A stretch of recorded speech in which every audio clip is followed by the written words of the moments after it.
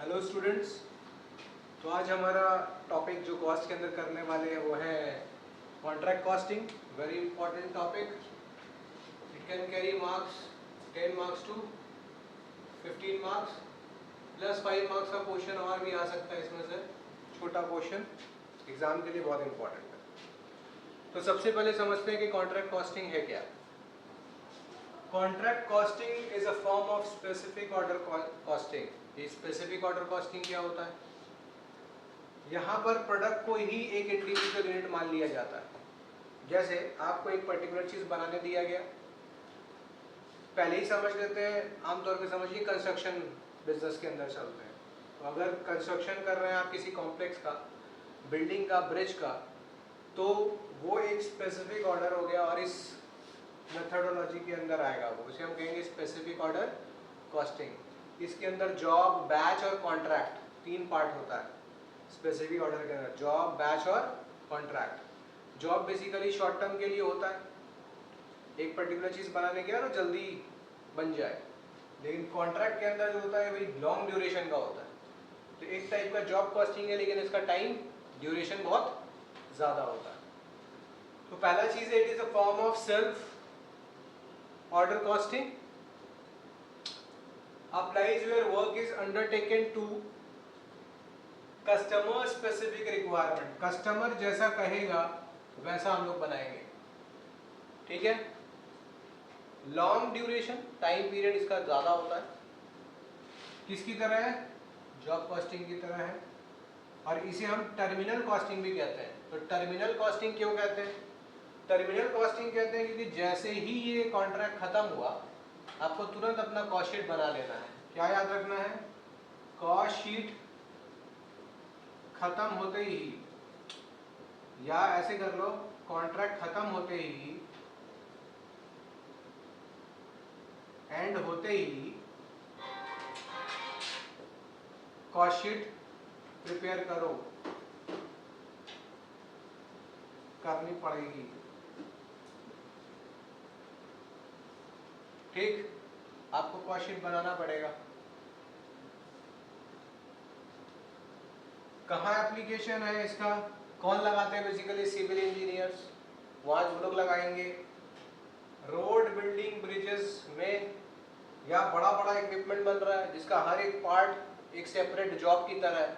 Ship building के अंदर बहुत सारा पार्ट्स है, वो इंडिविजुअली एक जॉब है। Ship building, motion pictures etcetera, इन सारे जगह पे कॉन्ट्रैक्ट कॉस्टिंग का यूज होता है। कॉन्ट्रैक्ट कॉस्टिंग के अंदर कुछ टर्म्स हमें समझना है, तो उसको कैसे समझे? सपोज कीजिए कि कोई मिस्टर एक्स है, उसको एक कॉम्प्लेक्स बनवाना है। तो मिस्टर अप्रोच किया मिस्टर वाई को कि भाई मुझे अपना कॉम्प्लेक्स बनवाना है। मिस्टर वाई वो आदमी है जो बिल्डिंग, ब्रिजेस बनाता है, ठीक। तो कॉन्ट्रैक्ट दे कौन रहा है? अल्टीमेटली मालिक कौन होने वाला है? Mister x. और दे किसको रहा है? बनाने का काम किसको दे रहा है? काम कौन करेगा? Mister Y. तो जो काम करेगा उसी को कॉन्ट्रैक्टर कहते हैं। क्या याद रखना है? The person who will do the job is known as contractor, and जो काम दिया उसको क्या कहेंगे? कॉन्ट्रैक्टी, ठीक है। तो जो जॉब दे रहा है, ऑर्डर देने वाला आदमी, जो अल्टीमेटली उस चीज का मालिक होगा, वो बन जाएगा कॉन्ट्रैक्टी।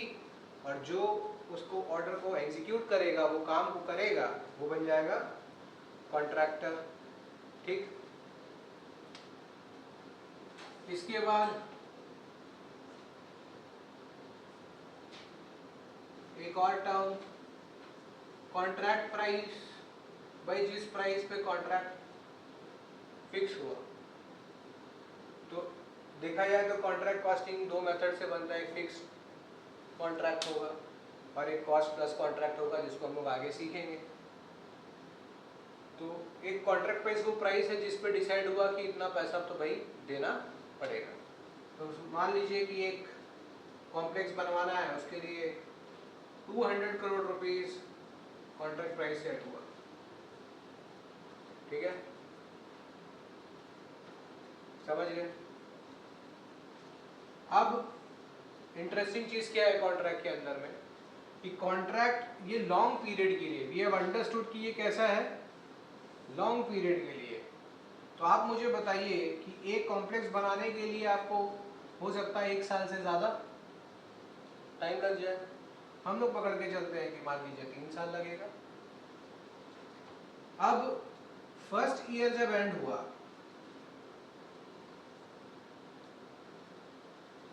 तो क्वेश्चन ये उठ रहा है कि कॉन्ट्रैक्टर कॉन्ट्रैक्टी से तो पैसा मांगेगा नहीं मांगेगा, या कॉन्ट्रैक्टी बोलेगा पहले पूरा काम तो खत्म करो then I will pay you money. क्या ऐसा होना चाहिए क्या? भाई वो आदमी काम कर रहा है तो काम तो इंस्टॉलमेंट्स में पूरा होता जा रहा है, टुकड़ों में पूरा हो रहा है, the work is being completed step by step. तो यहाँ पर जो पहला साल का एंड आएगा, यहाँ पे कितना पैसा दिया जाएगा, ये सवाल उठता है। अब क्वेश्चन ये उठा कि पैसा कितना देना है, how much money will be paid depends on how much work has been done. तो ये काम कौन करेगा, कैसे डिसाइड होगा? तो इसके लिए फिर एक टर्म आप यूज कर सकते हैं जिसको कहते हैं सर्वेयर्स रिपोर्ट। क्या होता है? Surveyor's report. एक इंजीनियर वहां जाएगा और वो देखेगा कि एक्चुअल में काम कितना खत्म हुआ है, 20%, 30%, 50%, 70%। he will go on, वो अपने एक्सपीरियंस के हिसाब से जज करेगा कि काम एक्चुअल में कितना हुआ, ठीक है। अब सपोज कीजिए कि काम हो गया है 20% खत्म, तो अगर 200 करोड़ का प्रोजेक्ट है और पहला साल में 20% खत्म हो गया, तो इसका मतलब क्लेम कितना का बनता है, कितना 40 करोड़ का बनता है कि नहीं बनता?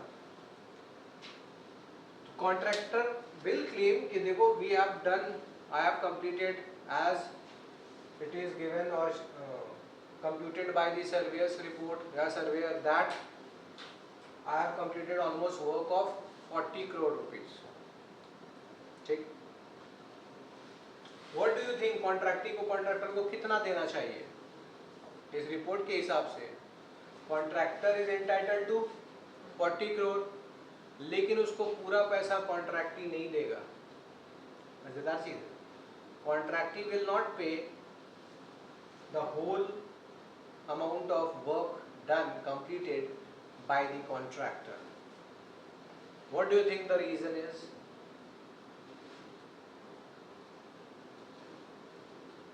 आपका काम तो खत्म नहीं हुआ है, आप ये समझ लीजिए कि जो भी वर्क कंप्लीट हो रहा है वो कहीं ना कहीं कॉन्ट्रैक्ट प्राइस से कंप्यूट हो रहा है। इफ आई एम सेइंग 20%, तो काम खत्म होने में 20% तो 200 करोड़ का निकल रहा है। And this contract price includes profit, this price includes, तो इसका मतलब इस 40 करोड़ में भी वो प्रॉफिट तो कुछ कमाएगा अगर उसको दे दिया जाए कॉन्ट्रैक्टर को। If he receive this amount, it means definitely he is getting some amount of profit also. What if this contractor stops the work, बाहर चला गया, नहीं कर पा रहा है, बोल रहा नहीं हो पाएगा, ड्यू टू व्हाटएवर सर्कमस्टेंसेस, बहुत कुछ हो जाता है। अगर वो नहीं हो पाया तो इसका मतलब ये 40 लेके प्रॉफिट में ही है, वो बोल रहा नहीं आगे बढ़ेंगे, टाइम लगेगा, छोड़ो कोई दूसरा बड़ा प्रोजेक्ट मिल जा रहा है इसको रोक देते हैं, वहाँ मार्जिन ज़्यादा है, इसका काम तो खराब हो गया। तो यहाँ पर कभी भी इंटरटेन नहीं किया जाएगा पूरा पैसा, वर्क कंप्लीटेड का पूरा नहीं दिया जाएगा। कुछ पैसे को कॉन्ट्रैक्टी विल कीप विद हिमसेल्फ, वो अपने पास ही रख लेगा, देगा नहीं। अपने पास रख लेने को क्या कहते हैं? रिटेन कर लेना। क्या कर लेना? Retain. It means the contractee will retain some amount of money or work. The amount of work done का जो वैल्यू है उसका कुछ पैसा कॉन्ट्रैक्टी अपने पास रख लेगा, उसे ही हम कहते हैं रिटेंशन मनी। क्या एक टर्म आ गया? रिटेंशन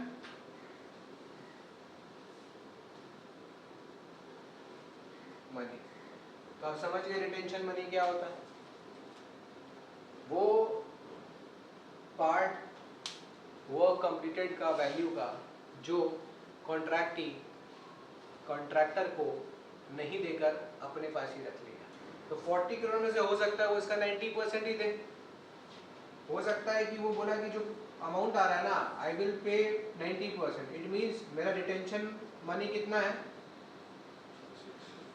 10%। अरे 90 अगर हम डिस्ट्रीब्यूट करेंगे देंगे 10%, ठीक है। तो इस तरीके से और भी टर्म्स आएगा। तो यहाँ पे मैंने दो वर्ड, यहाँ दो चीज मैंने सीखा। सर्वेयर रिपोर्ट होगा, तो सर्वेयर रिपोर्ट की नज़र से अपने को समझना है कि दो टर्म आता है, एक होता है work certified and work not certified. ऐसा हो सकता है कि मैंने काम कर दिया, मुझे लगता है कि मैंने 25% काम किया है, लेकिन सर्वेयर बोल रहा है नहीं, मेरे हिसाब से तो 20 ही है। तो जो काम सर्टिफाई हो गया दैट इज 20%, और जो नहीं हुआ वो मेरे तरफ से हो चुका है, that is work completed but not certified. ये भी एक टर्म आता है। Are you getting my point? तो इस तरीके से जब हम प्रैक्टिकल करते चलेंगे then we will understand each and everything. एक एक टर्म उसका प्रैक्टिकली क्या यूज होगा वो अपन सीखेंगे।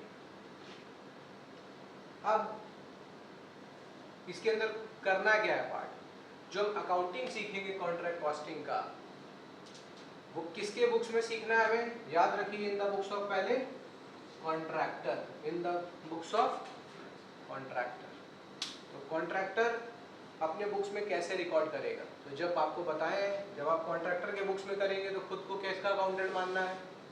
कॉन्ट्रैक्टर का। तो कॉन्ट्रैक्टर के पॉइंट ऑफ व्यू से सोचना होगा। तो यहाँ पे मैं बोल रहा हूँ कि 90% ये देगा, हम कहेंगे हमें मिलेगा, वी विल रिसीव 90%, 10% नहीं मिलेगा, रिटेंशन किया हुआ है। तो वो क्या कर रहा है वो इम्पोर्टेंट नहीं है, उसका मेरे ऊपर क्या इफेक्ट पड़ रहा है मुझे देखना है कि मुझे मिला, उसने दिया वो छोड़ दो, एंट्री होगा मुझे मिला, कितना वर्क सर्टिफाई हुआ हमारा मेरे हिसाब से, कितना नहीं हुआ कॉन्ट्रैक्टर के बुक्स में सारा इसका एंट्री होगा। अगेन कॉस्टिंग के अंदर में भी अकाउंट्स का यूज है, तो इस चैप्टर के अंदर भी आपको सीखना पड़ेगा जर्नल। एग्जाम से जर्नल नहीं पूछते, ग्रेजुएशन लेवल पे तो नहीं पूछते, लेकिन सीखना है आप। और इसके लिए प्रैक्टिकल क्या बनाना है, तो एक अकाउंट बनेगा जिसको हम कहेंगे कॉन्ट्रैक्ट अकाउंट। ठीक, जो इम्पोर्टेंट अकाउंट बन रहा है इसके अंदर क्या क्या बन रहा है? पहला कॉन्ट्रैक्ट अकाउंट और दूसरा कॉन्ट्रैक्टी अकाउंट। ये दो मेजर अकाउंट बनने वाला है, कॉन्ट्रैक्ट अकाउंट और कॉन्ट्रैक्टी अकाउंट। इसके साथ और एडिशनल जो बनेगा वो सीख लेंगे बनाना, लेकिन मेजर यही चीज़ है। तो हमें क्या बनाना सीखना है इसके अंदर में, इसको मैं रब करूँ। अकाउंट्स टू बी प्रिपेयर्ड के अंदर हमारे को कहाँ फोकस करना होगा? अकाउंट जो पहला बनाना है वो है कॉन्ट्रैक्ट अकाउंट, और दूसरा है कॉन्ट्रैक्टी। और कौन बनाएगा? ये दोनों अकाउंट किसके बुक्स में बन रहा है लिख लेगा, in the books of contractor. Contract account क्यों बनाते हैं भाई? प्रॉफिट देखने के लिए कि हमने जो इतना काम किया उसमें कितना प्रॉफिट है अभी तक का, और सारा कॉस्ट का रिकॉर्ड्स रहेगा इसके अंदर। तो जनरली जैसे आप प्रॉफिट एंड लॉस अकाउंट बनाते हो, कॉन्ट्रैक्ट अकाउंट भी वैसे ही है, डेबिट में सारा खर्चा लिखेंगे एंड चलता चलेगा भी पूरा प्रोफॉर्मा, हम लोग इसका डिस्कस करेंगे। तो क्या किया जाए, अब अपने समझते हैं कॉन्ट्रैक्ट अकाउंट कैसे बनता है, कॉन्ट्रैक्टी अकाउंट कैसे बनता है, तो उसको अभी हम लोग स्टार्ट करेंगे। आई होप कि ये वाला थ्योरेटिकल पार्ट डिस्कस हो गया कि हमको करना क्या होता है कॉन्ट्रैक्ट अकाउंट के अंदर। ठीक है, कोई भी डाउट होने से कमेंट करके पूछ सकते हैं आप लोग जो ऑनलाइन देख रहे हैं। चलिए अब स्टार्ट करते हैं कि कॉन्ट्रैक्ट अकाउंट और कॉन्ट्रैक्टी अकाउंट में क्या क्या आता है और कैसे एंट्री पास होता है। चलिए फिर बनाते हैं हम लोग कॉन्ट्रैक्ट अकाउंट। बहुत ध्यान से इसको बनाना है, समझना है। प्रॉफिट एंड लॉस अकाउंट की तरह ही है ये। सबसे पहले ओपनिंग बैलेंसेस लिख लेंगे, लेकिन ये सिर्फ तब आएगा जब कॉन्ट्रैक्ट हमारा इनकम्प्लीट है, क्योंकि कॉन्ट्रैक्ट कंप्लीट होने के बाद कोई बैलेंस नहीं रहने वाला। तो इसमें सबसे पहले लिखेंगे material cost, material cost, brought down balance, पता है ना, BD balance, work in progress, काम अभी भी चल रहा है, और कब कहाँ चल रहा है याद रखिएगा, एट साइट, साइट मतलब जहाँ पर काम हो रहा है हमारा, ठीक।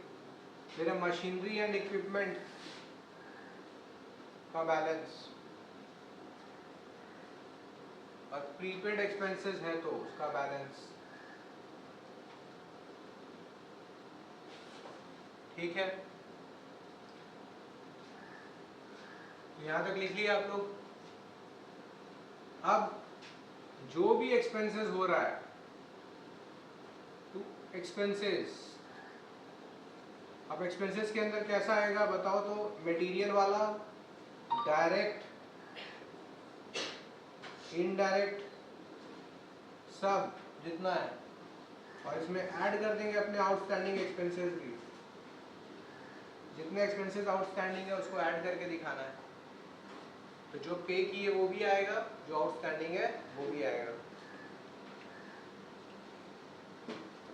सारा इनडायरेक्ट एक्सपेंसेस भी आ रहा है। हाँ, तो मैंने समराइज कर दे तो अलग अलग लिखता मैं, to direct material, to direct expenses, या मटेरियल कॉस्ट। ये जो भी मटेरियल आएगा यहाँ पे याद रखना, ये साइट में इशू होना चाहिए, हम जो साइट पर भेज दिए ये वो आ रहा है मेरे पास, कॉन्ट्रैक्टर के पास, वो अगर गोडाउन में कुछ पड़ा है मटेरियल वो नहीं आ रहा है, यहाँ मटेरियल वो आ रहा है जो हम लोग कहाँ भेज दिए हैं, साइट में भेज दिए, काम में लगा दिए कि भाई ब्रिक्स है, सीमेंट है, तो मैंने भिजवा दिया, तो वो यहाँ पे आ रहा है। मेरे गोडाउन में पड़ा है वो यहाँ नहीं आएगा। याद रखें, ऑलवेज एट साइट वाला ले रहे हैं, मटेरियल इशूड ले रहे हैं, तो हमने इशू किया है साइट के लिए। यहाँ तक क्लियर है? फिर लिख लीजिए टू कॉस्ट ऑफ सब कॉन्ट्रैक्टिंग। कभी कभी क्या आप प्लम्बिंग इलेक्ट्रिसिटी का काम करते हैं ना, खुद नहीं करते, वो क्या करते हैं किसी और से करवा देते हैं। तो व्हेन आप कुछ काम किसी और को दे दिए तो उसको कहते हैं कॉस्ट ऑफ सब कॉन्ट्रैक्टिंग। अब प्लम्बिंग का काम हम नहीं कर रहे, लेकिन कॉम्प्लेक्स बना रहे तो जरूरत तो पड़ेगा ना, पाइपलाइन एंड सारा सब चीज़ का, तो उसके लिए मैंने किसी और को कॉन्ट्रैक्ट दे दिया, that is the cost of सब कॉन्ट्रैक्टिंग। क्लियर है ये चीज़?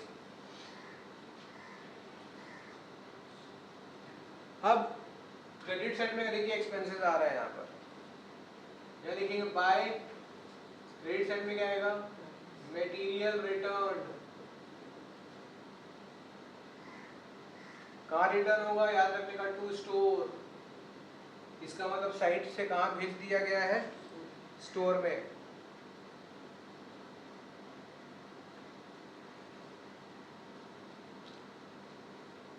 अगर कोई मशीन एंड इक्विपमेंट रिटर्न्ड, हमेशा उसका क्या लिखो, WDV लिखो, जो रिटर्न हुआ उसका, return down value, depreciation minus करने के बाद। फिर by bank, sale of surplus material.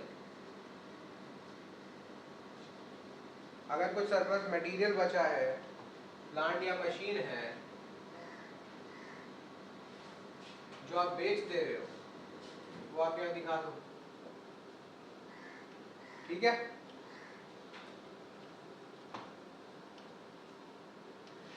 अगर हमारे पास एबनॉर्मल लॉस हुआ है तो उसको कहाँ ट्रांसफर कर देंगे, costing profit and loss account, abnormal loss of plant material, सब यहाँ आ जाएगा। कहाँ ट्रांसफर होगा, सब कॉस्टिंग पीएल बोलेंगे, कॉस्ट के अंदर हम लोग बनाते हैं कॉस्टिंग पीएल। अगर कोई रद्दी बेच रहे हैं तो सेम बाई बैंक लिखेंगे, सेल ऑफ स्क्रैप, रद्दी बेचे वो भी रियलाइज कर लिए पैसे। फिर लिखेंगे बाय क्लोजिंग बैलेंस, तो जो कुछ भी आपने इधर लिखा, ऊपर लिखा था ना, वो सारा बैलेंस यहाँ भी आएगा। बट वही है कि जब मशीन है तो उसमें डेप्रिसिएशन माइनस करके बैलेंस लिखना होगा।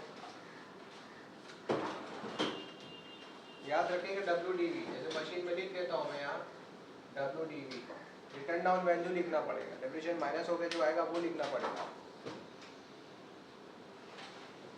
प्रीपेड एक्सपेंसेस वैसे का वैसे ही आएगा, तो वो चीज़ आप वैसे ही लिख लेना। मटेरियल का जो बैलेंस बचा है एट साइड, ये सब बन गया हमारा कैरेट डाउन, CD। ठीक, तो ये पहला पार्ट हमारा एक बहुत इंपॉर्टेंट पार्ट है, वाइटल पार्ट। और इससे हम क्या ढूंढे, ये पार्ट बनाकर बैलेंस आएगा तो बैलेंस हमारा क्रेडिट साइड में आएगा। इतना सारा माल हम लगा रहे हैं तो बैलेंस एक्शन में यहाँ आएगा। एक्शन में यहाँ से ढूंढा जा रहा है कॉस्ट कितना लग रहा है, तो लिखेंगे by cost of contract, by cost of contract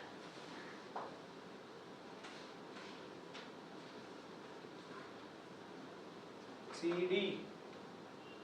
this is the figure जो आपको इस पहले पार्ट से निकालना है, वेरी इंपॉर्टेंट पार्ट। तो हम अपने फॉर्मेट को 3 इंपॉर्टेंट पार्ट में बांटेंगे, 3 पार्ट में, जिसमें 2 हमारे लिए बहुत इंपॉर्टेंट है, तीसरा वापस से बैलेंस ट्रांसफर करने वाला पार्ट है। क्लियर? अब ये जो कॉस्ट ऑफ कॉन्ट्रैक्ट CD है, इसको यहाँ ट्रांसफर करेंगे, लिखेंगे टू कॉस्ट ऑफ कॉन्ट्रैक्ट, और ये बन जाएगा BD। क्या लिखना है? ठीक,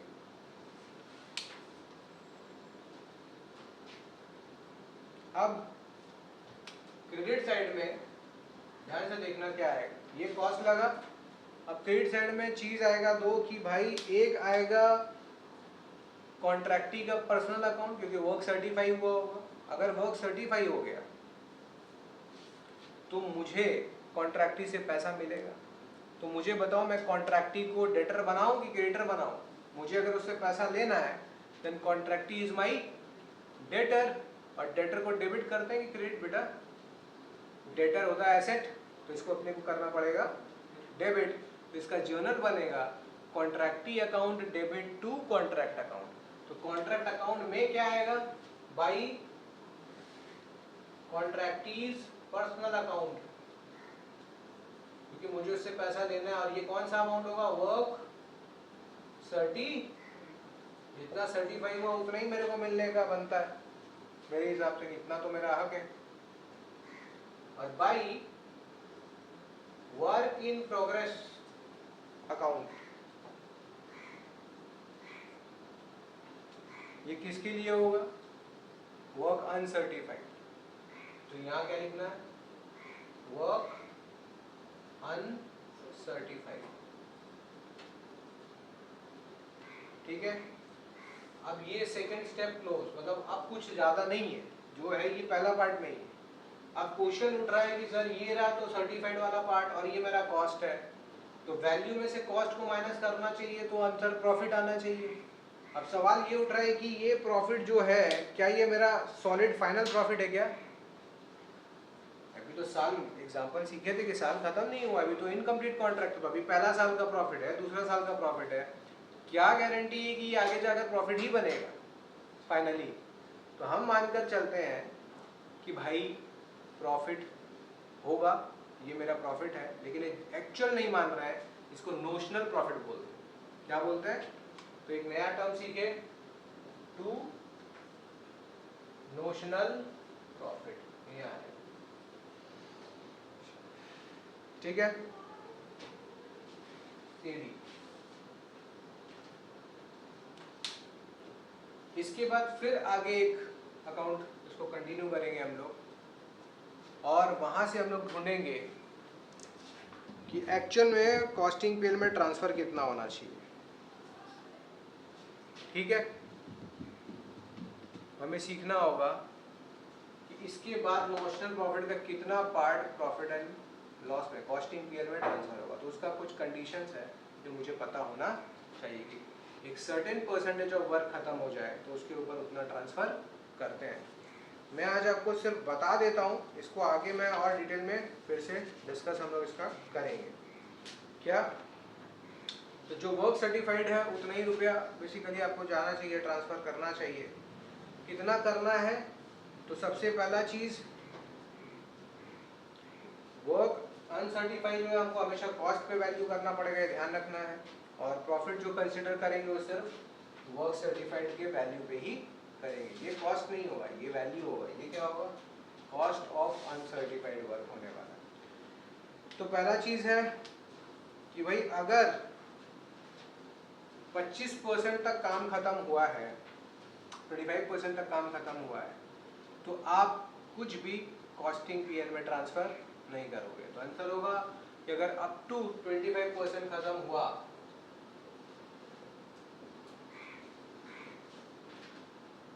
काम, work done, percentage of work done है, वर्क कंप्लीटेड है, अगर वो 25% ही खत्म हुआ है तो आप कुछ भी ट्रांसफ़र नहीं करोगे, क्योंकि ये बहुत अर्ली स्टेज है प्रॉफिट को एसर्टेन करने का। बहुत जल्दी कर लोगे आप, तो इसको बोलता नहीं 25% तक कोई भी प्रॉफिट कॉस्टिंग पीरियड में ट्रांसफ़र मत कीजिए, वो आपका नोशनल प्रॉफिट बना हुआ है। इतना लगभग होगा, मुझे ऐसा लगता है। अगर परसेंटेज आपका 25 से ऊपर है लेकिन लेस देन 50 है, तो 1/3 ऑफ नोशनल प्रॉफिट ट्रांसफ़र करना है। तो क्या लिखना पड़ेगा, 25 to 50%। तो क्या करना है, इसका कैलकुलेशन बता दूं, 1/3 इंटू NP का मतलब यहाँ लिख लो, notional profit into cash received by work certified. ये फॉर्मूला नोट करना है सबको, कर लो अभी, कर लो, काम का चीज है, ठीक है।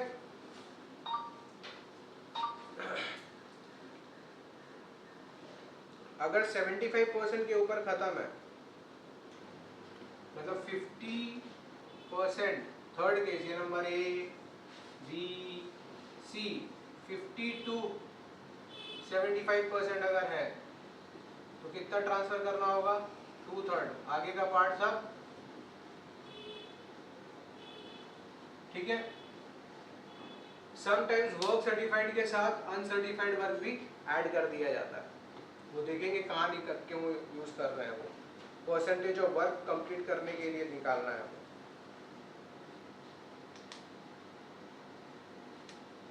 ठीक है। और अगर लगभग कंप्लीट हो गया, लगभग कंप्लीट अगर हो चुका है,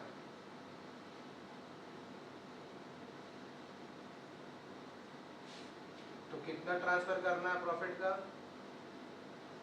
तो आप एस्टिमेटेड प्रॉफिट निकाल लो into work certified divided by contract price. ये फॉर्मूला यूज कर सकते हैं। इसके अलावा और भी फॉर्मूला जो आप यूज कर सकते हैं, cash received bye contract price भी कर सकते हैं, ठीक है। वो सम्स करेंगे तो देख लेंगे, मेन बेसिक ये चीज है। तो ऑलमोस्ट कंप्लीटेड में एस्टिमेटेड प्रॉफिट कैसे आया, क्योंकि मुझे पता अब ज़्यादा बात काम नहीं बचा है, 10%, 5%, 15% बता, तो मेरे को आइडिया लग जाएगा कि ये 10% के लिए इतना और एक्सपेंसेस, तो वो एस्टिमेटेड एक्सपेंसेस को कंसिडर करके एस्टिमेटेड प्रॉफिट निकाल लिया जाएगा। सब में इंफॉर्मेशन दे देता है, it is assumed estimated that for the remaining 10% this will be your expense. आप क्या करोगे, एस्टिमेटेड प्रॉफिट निकाल लिया, उसमें से उसके प्रोपोर्शन से बांट दिया, तो वो ट्रांसफर करोगे कॉस्टिंग पीरियड में। इसका हेडिंग क्या दोगे, amount to be transferred to, amount to be transferred to costing PL. ये हेडिंग है हमारा, ये अपना वर्किंग नोट बनने वाला है। ये कहाँ से निकालना है, वर्किंग। क्या ध्यान रहेगा, तो इसके नीचे आप कैसे फर्दर बढ़ाओगे, ये टू नोशनल प्रॉफिट इधर लिख दोगे, by notional profit credit side में, ये आप लोग कंप्लीट कर लोगे। मैं बोर्ड में खत्म नहीं कर रहा है इसको, नीचे अपने पास जगह नहीं है, तो इसमें डेबिट साइड में क्या आएगा, इस नोशनल प्रॉफिट का कुछ पार्ट जो वर्किंग से आया 1/3 2/3 या हो सकता है कुछ ना आए या एस्टिमेटेड प्रॉफिट आए, तो जो ट्रांसफर होगा वो कॉस्टिंग पीएल में जाएगा। किस में जाएगा, कॉस्टिंग पीएल में जाएगा। और जो बैलेंस बचेगा वो प्रोविजन बोल के डाल दो, रिजर्व बोल के डाल दो, या वर्क इन प्रोग्रेस बोल के छोड़ दो। ठीक, तो याद समझ में आया क्या हो रहा है?